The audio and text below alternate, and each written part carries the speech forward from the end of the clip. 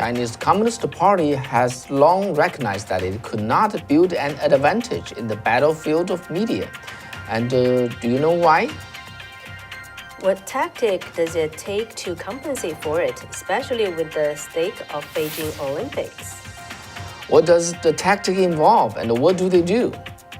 And how effective or ineffective has it been?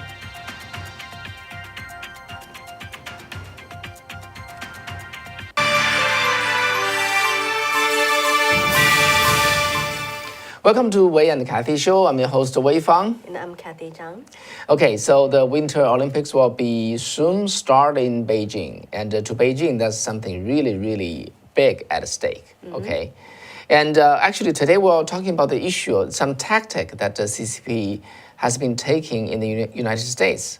Based against who? Against you, against the American public. Okay, basically, let me give you a little background here. The field of media has always been an overriding priority for the party, for the Chinese Communist Party. But, different from other fields like trade or commerce, high tech or whatever, and they could never so far establish any advantage here, even though they have so much money. And they actually, for some reason, they don't know why, they still keep throwing money to it. And so today, this is we're going to tell you one story about what they do. But let me just give you the answer first. There's a reason that, no matter how much money they throw to it, it won't work because media means credibility. Okay, people have to believe in somebody in order to believe in his or her word. So, okay, so before we expound more about the conclusion, let's look at the issue here. Cathy has bringing a story for us. Cathy? All right, so the next Instagram post or TikTok video you see that promotes the 2022 Winter Olympics in Beijing could be paid for by the Chinese Communist government. Because the CCP has hired a New Jersey-based PR company called VP Media Inc., VMI, to handle a social media campaign to promote the Beijing Olympics and the Paralympics. So that is according to the FARA statement, Foreign Agent Registration Act, FARA statement filed with the United States Department of Justice on December 10th, 2021. That's right after President Biden announced a diplomatic boycott of Beijing Olympics. So who's this VP Media and the CEO? So the VP Media and its CEO, Vipinder Jaswal, he registered as a foreign agent on March 18th, 2021. And on the form, it registered as a VP Media Inc. under Vipinder Jaswal. It's 100% owned by him. And just to take a closer look at the date and the place of the organization, it's registered on the March of 18th last year, and at the address of 1794 Oak Tree Road, Addison, New Jersey. But I just kind of look up the address, and it belongs to a law firm, so it's very strange. And anyhow, this Vipinder Jaswal, he's actually not a U.S. citizen. He's a UK citizen. Okay, and his personal website on LinkedIn appeared not found. That's what I just found out. And according to its agreement with the People's Republic of China's New York Consulate General, VMI will oversee strategy, creative distribution, and influencer management started from last year, November 22nd until March 13th.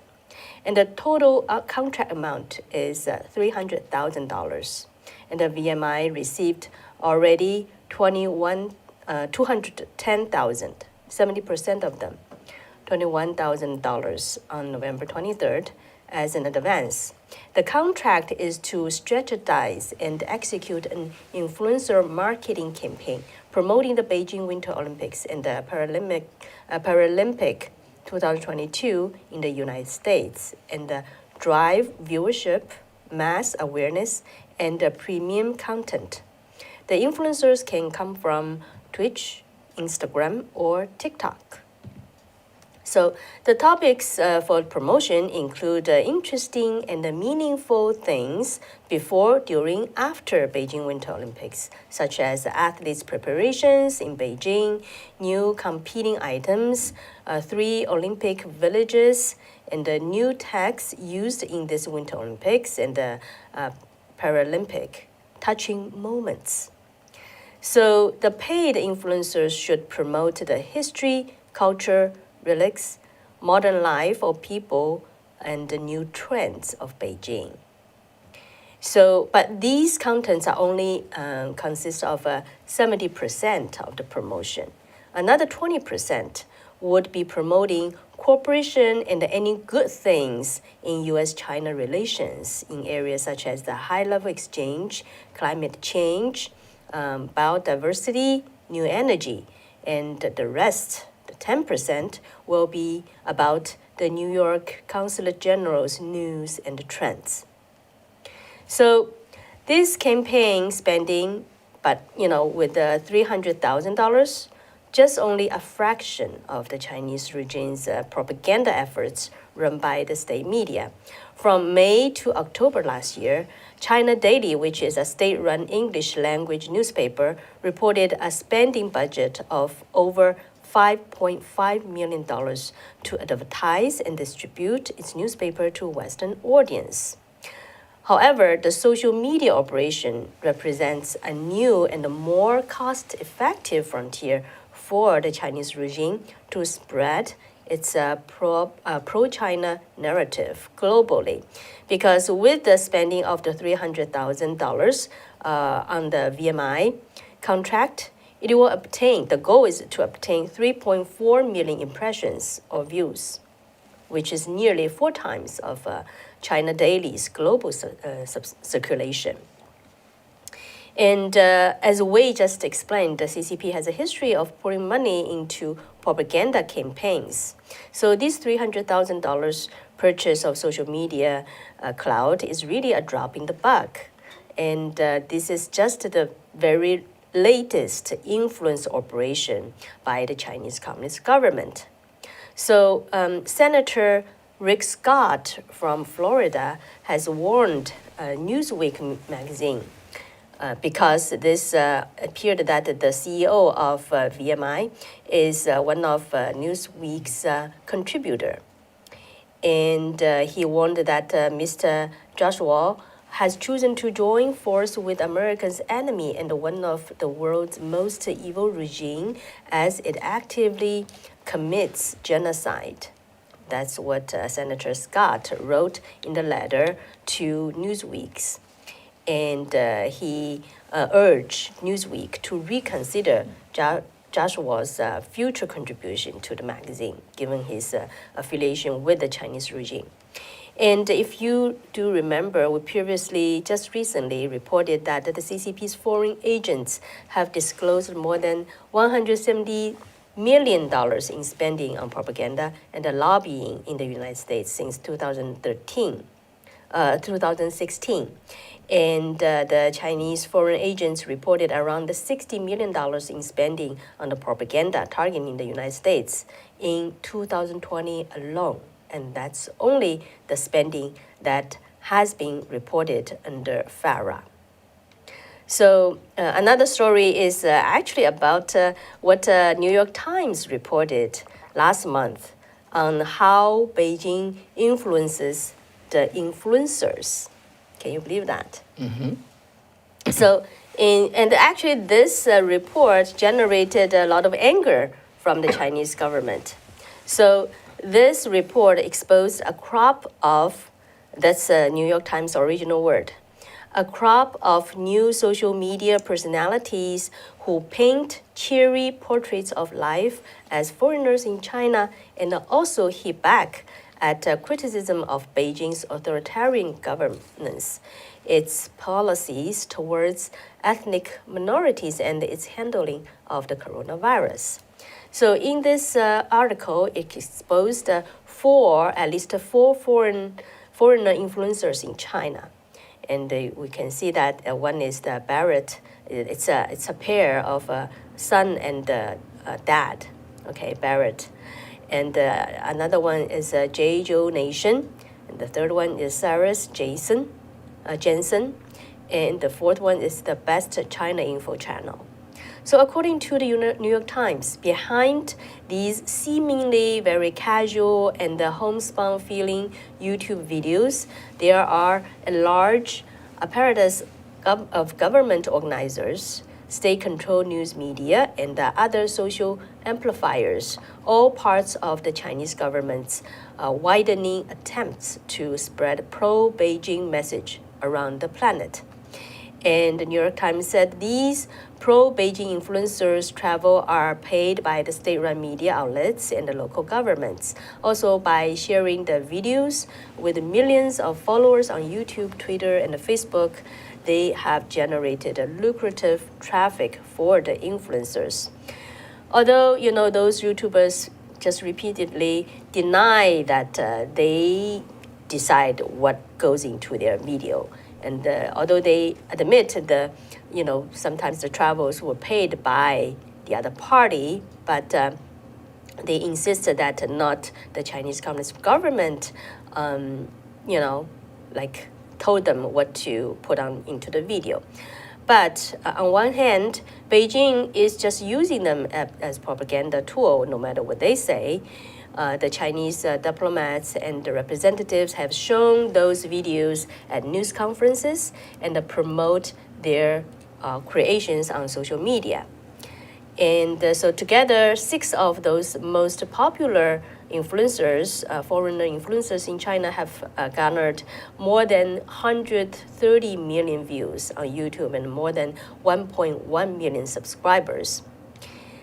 On the other hand, actually, another YouTuber, he used to be a foreign YouTuber in China. He just recently exposed those foreign influencers who denied how Chinese government used them as propaganda. He claimed as a smoking gun of the proof how they indeed were paid by the Chinese government. So that's a personal experience. It's a real story that I'm gonna share with you. So far, what do you think, Wei? I think I don't know how you think about it. I mean, our viewers, do you see this as a surprise? Do you see this abnormal, or you think this is really just this is expected? You are not surprised at all. Yeah. So basically, for Chinese people, as I said in the very beginning, throwing something out and for people to believe, especially the Western public, to believe in CCP's agenda or their message is rather difficult, because for some reason, it just doesn't get connected. And I also want you to, in the response the chat room, share us, if you see things like that, would you believe it? And what's your take when you're running across that kind of a messaging? Of course, you don't know who's paying, the messenger there. Mm-hmm. How would you respond? We want to do a little survey here. Or maybe you think you never run into anything like that. It's possible, right? Mm-hmm. Yeah, but at least you wanted to pay attention when the next time, because it's already probably started, right? When you see something promoting the Olympics, Beijing Olympics, you may just, have an alarm over there. So, all right, so I will share with you this influencer, the YouTuber called Lao Wei 86. So Lao Wei, we want to explain to you, it means foreigner in Chinese. This is how we call Americans. You are Lao Wei. You guys are Lao Wei. So, yeah. Yeah. So, okay. So, this YouTuber, his name is Matthew Tai. He claimed to be a human rights advocate for China. He lived in China for 10 years. and he said he experienced, he thinks the good time in China, but later he just, just found so many things went wrong, and he actually came back to the United States. Initially, for the first few years, he just thought China is just so wonderful comparing to the little town he lived in the United States. But now he's back with his wife from China and his daughter to this little town in the forest, and he just felt wonderful. All right. So, but he first explained. Actually, he has a video posted about 2 years ago talking about why he changed his view on China. He found that recently, he needs a Chinese ID to buy bus tickets, cannot become Chinese citizen, cannot get green cards. But I think that's always the case, all right? So in China, it's never like I think United States is probably the only country, right, in the world that would so open to immigrants, legal immigrants, and willing to give you a green card and eventually become a citizen. So it's always the case in China. You never would really become a Chinese citizen. Also, anyhow, so the Lao Wai, Matthew Tai, he said also he found that he opened up like an English class in China. It's a business, but gradually it's illegal to put American flag at the entrance of his class. Then police started to oftentimes visit his classes, and he was told he was constantly being monitored and followed by the government agents. And he was warned to be careful about posting things online, although initially, actually for years, his posting about China has always been positive, because that's how he felt. It's mostly about travel, And then a lot of his social media accounts been blocked. And he also had a motorcycle business. It was shut down because the government reclaimed the land that the motorcycle business occupied. And he was afraid about human trafficking could threaten his daughter, and increasing street violence, and how the police threatened him because he flew a drone over where he lived. Seeing that there's a military base in his footage, but he found out that the similar footage was posted online by other Chinese people. There's no pushbacks. And so a lot of things he just felt, and he personally just got sick more often, become ill. And because of those fake foods, fake alcohols, and the apartments just collapsed. He bought an apartment in a new building. The elevator just collapsed twice in a year or something. So a lot of those things, he just felt, he cannot live there anymore. And now he said his goal is to dismantle the CCP propaganda. All right, so that's his background. Then in a video he posted in November last year, he exposed how the pro-CCP foreign influencers have been co-opted by the Chinese government through his own experience. Okay, so what happened? I tell you what happened first, then I will, tell his explanation of why the influencers could be, co-opted. Okay, so actually, I will just, say his view first. He said that why the foreign influencers because there has no room for people to talk about China from objective basis. And he said the CCP needs super ultimate control of the narrative because of things like the coronavirus. And they wanted to shift the blame to other countries around the world so that they can take the blame off itself. And CCP operates like a way, it's like a nation of faith, cannot lose face and cannot be blamed for anything, right? Well, that's true.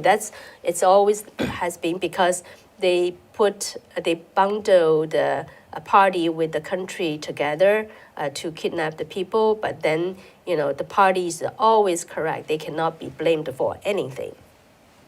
So then that's why all the problems in China have to be blamed on the outsiders, especially oftentimes the word they use is anti-China force. Usually it means the Western free world and especially United States, or they will say it's a CIA operative. So the foreigners there cannot really talk about anything other than how China is so great. More importantly, it's actually about how Chinese government is so great. So Lao Wai 86, he said about COVID, about Uyghur, about Hong Kong issues. It's all what the rhetoric is. It's all from the anti-China force. So even though Lao Wai 86 said those foreign influencers know what they are saying is not true, but they are willing to take some money or other forms of compensation. So he said, some influencer, they may say, oh, I will never do Chinese propaganda, but I might do some video about traveling. And so it could be a paid trip to some tourist place in China, seemingly no harm. But he said, then you will meet someone there offering other opportunities. And then you're lured into doing the propaganda all the way down. So he said, if a year ago you asked the influencer, will you do a genocide denial propaganda? And they would mostly say, oh, no, never. But then he said almost 100% of them have track records of doing such things eventually. What's the reason? He said the reason is that they really don't have a choice. So they end up working with state-run media like CGTN, CCTV, and he said that they do have a choice in the beginning whether they will take the bait or not. But a lot of times they just take the bait. So regarding some agents working as some kind of a middleman, but he said usually they always end up being found that they are on the Chinese government side. However, the job is done very sloppy. So that's what happened to him and his business partner. So that's the story. Back in November, he revealed that they received emails from agents working on behalf of the Chinese government, but they didn't even research on what kind of content this channel does, right? Because it's the channel, if you look at it, they are exposing like human rights in China, like a Peng Shuai, right? About criticism on the Chinese government, how Chinese government infiltrates other countries. So he shared the first email he received from a guy called Joey from Hong Kong, because if you say you are from Hong Kong, it's less suspicious. So the email asked him whether they are interested in promoting a city called Hainan. It's a coastal city, right, with beautiful sceneries. And they said, Lao Wai 86, he wanted to find out what they are up to, right? So he replied, and then they told him, it will take a long process by the government to review and approve. So, but if I just wonder if you are interested in promoting another video that I represented, and it's COVID-related info. So it included a video. So he looked at it, and it was so surprising. It's about the COVID origin, and but it's very different from any other theories, like it's from the U.S. Army or from the wet market, things like that.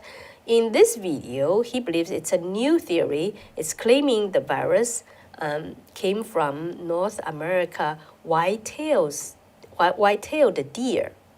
So he believes they are trying to test on those, this type of theory. So eventually, they got the agent agreeing to pay them $2,000 for promoting the video. And it's emphasized totally negotiable. So he said, from that, he said, okay, you can just kind of guess these foreign influencers how much they're paid for promoting a video. Then he got another email from a guy called John, and this time it's very direct. He said he works for a Chinese media, and there are some Chinese politics topics. Are you interested in promoting that? And then he said, oh, yes. So the email reply sent him a cloud link. And he opened it, and you know what's in there? It's a video by Barrett, the foreign influencer, the UK father and the sons, and that's the father, Barrett. And he's talking about, actually the Uyghur issue, all right? So then, it's kind of proof that this Barrett is actually working with the government, right?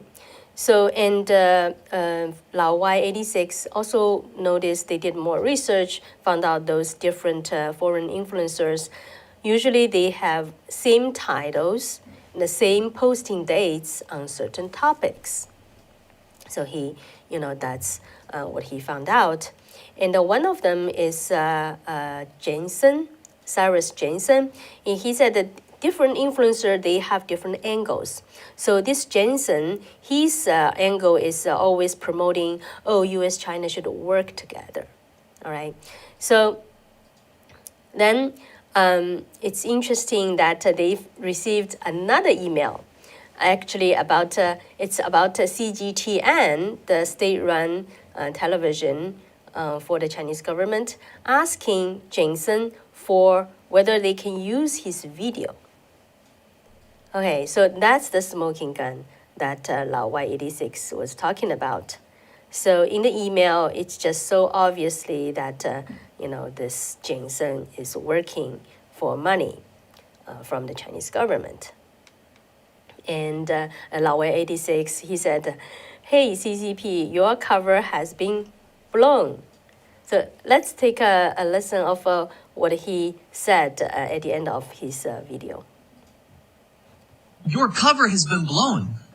All of these foreign shills that you've hired to do these things have lost their credibility for not very much money, to be fair.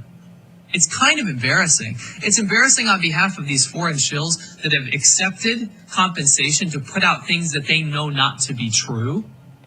And it's also very embarrassing that one of the most coercive and powerful governments in the entire world can't do 5 minutes of research to not blow their entire cover. It's hilarious. So keep it up, Chinese propaganda department, and keep it up, Chinese Communist Party.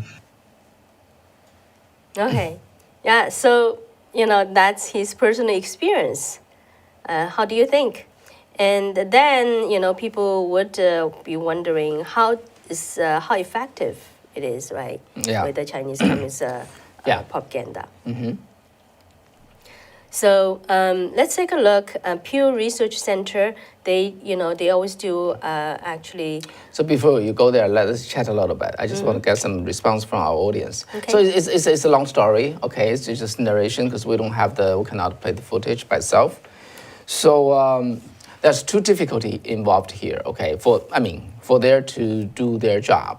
First, it's very difficult to say something and people would believe you because the CCP's media, they just don't have credibility. And the second thing, and when they resort to do this, their problem is their people, their soldiers, okay? They also just took money and do things. They do not put their heart into it. Mm-hmm. So they did a sloppy job, and as long as they say, I sign up this guy, I sign up that guy, it's enough to get paid. So likewise, for those influencers, they feel the same way. I got this money, I do this job for you, and then that'll be it. So without putting the heart into the work, the disguise is not very high quality. So that's the issue that they face. Now let's talk about the result of that. I guess you could guess about the result, but let's hear some numbers here. Okay. Yeah, so according to Pew Research Center's poll, the summary, the result is unfavorable views of China reach historically high in many countries. That's as of October last year. So according to, they actually conducted a poll with 14 countries. So it shows the view of China have grown more negative in recent years across many advanced economies, and the unfavorable opinion has soared over the past year. So today, a majority in which of the surveys countries has an unfavorable opinion on China. For example, in Australia, in the UK, Germany, Netherlands, Sweden, and the United States, South Korea, Spain, and Canada. All negative views have reached their highest point since the Pew Research Center began polling on this topic more than a decade ago. Negative views on China instead increased the most in Australia, where 81% say that they see the country unfavorably. That's when it came up 24% points since the last year. In UK, around 3/4 see China in a negative light. It's up 19 points from last year. And in the United States, the negative view have increased nearly 20% since President Trump took office. And guess what? It raised 13 points since just last year. Okay.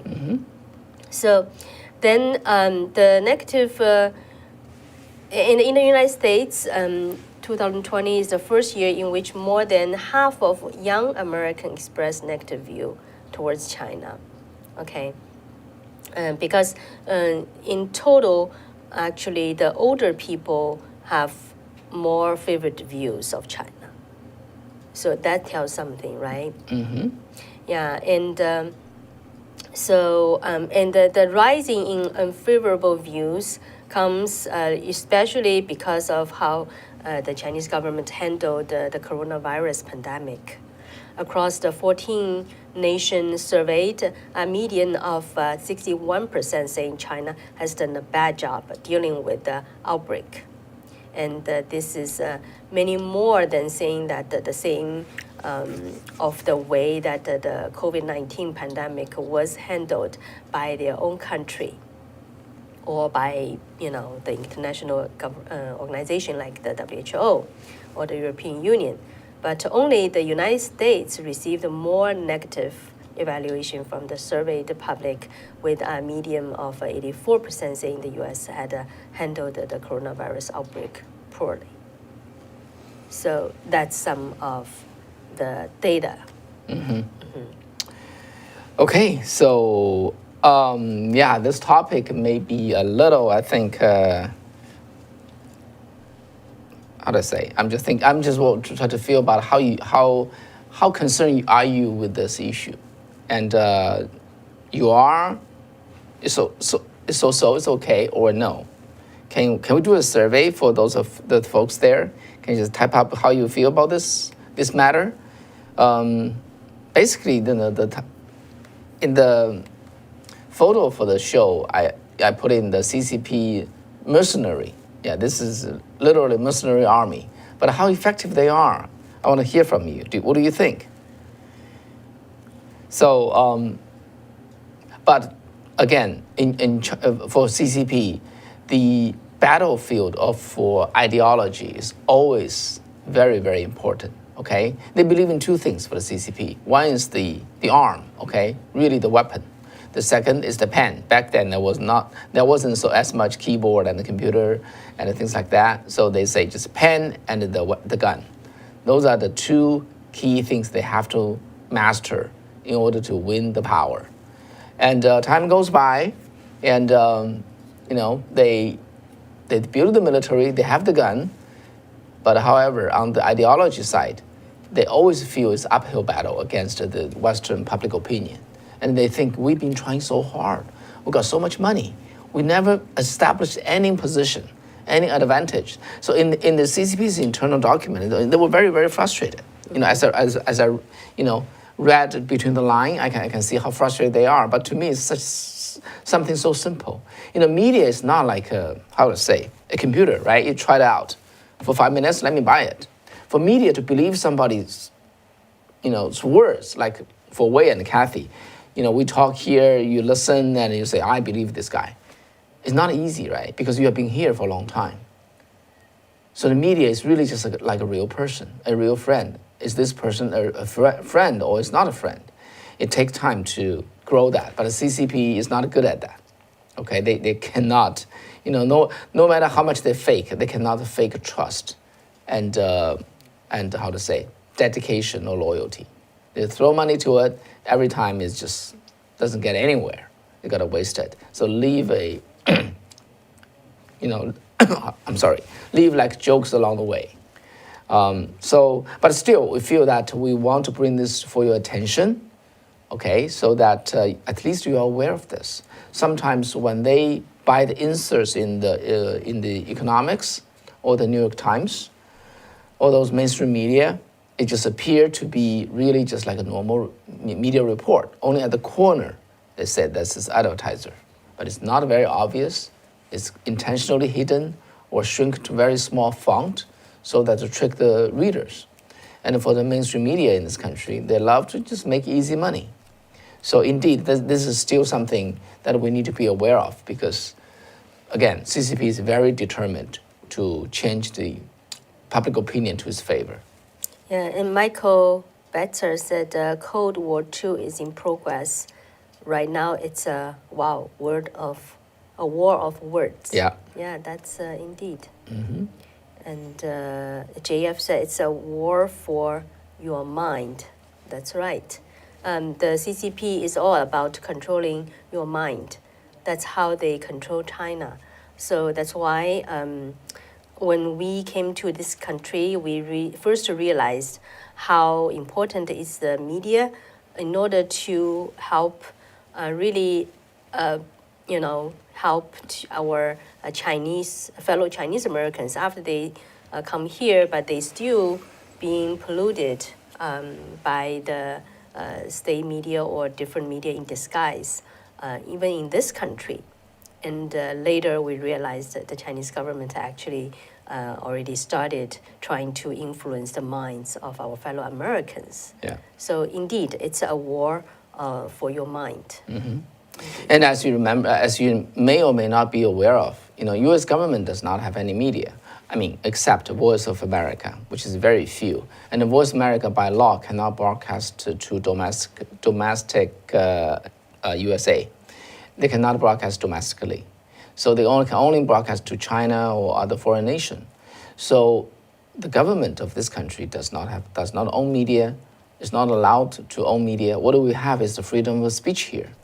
So basically, CCP has learned to use the freedom to defeat freedom, because by just buying in those media and by the advertisers, by the advertisement, or really just send someone into it, infiltrate it, and they are very they have really just they feel they have the room to do that because nobody chased them down. Okay, but so far, again, the result is it has been very effective for Chinese American media. Literally 95% of Chinese American media has become pro-CCP, but for the Western media, so far, they haven't been able to make much inroads. This is also why Wei and Cathy, we started almost like 20 years ago, right? Mm-hmm. Because we see how the Chinese American media fell. That's why we step in to start this media. And so it has been quite a journey, 20 years. All right. And we have friends just said CCP mind control. Yeah. Yes. Mm-hmm. Yeah, that's how they really, grab the power and are able to continue their control. Mm-hmm. Jed said NPR is state-funded, is it not? Yeah, that's a good question. NPR is 10%, 10% state-funded. The majority of its money, there's two NPR, okay? One is the NPR in Washington, D.C. We call it network. The other is the local NPR stations called affiliated station. They are financially independent. The national one, they receive 10% from the grant. The rest pretty much come from those affiliated member stations. For the local affiliated member stations, they got their money mainly from the public donors, membership fee. Right. It's largely the financing of them. So yeah, they are funded by the state by a small portion, not enough to prop up the whole thing. Yeah, so they still rely upon commercial, the member stations contribution. And Yeah, I think which depends on another- the member listeners. Listeners, and also corporate sponsorship. Yeah, those are about 20%. I researched them. And yeah, so it's very interesting. Yeah, go ahead. Oh, I saw an earlier comment from George saying, talking about the Capitol on January 6th. Did you see Ray Epps? Actually, we talked about it in the show on last Wednesday. Yeah. So if you have not watched it, maybe you can go back and watch it. It's last Wednesday's show. Okay, yeah, thank you for being with us and going through this specific topic. And I think that'll be it.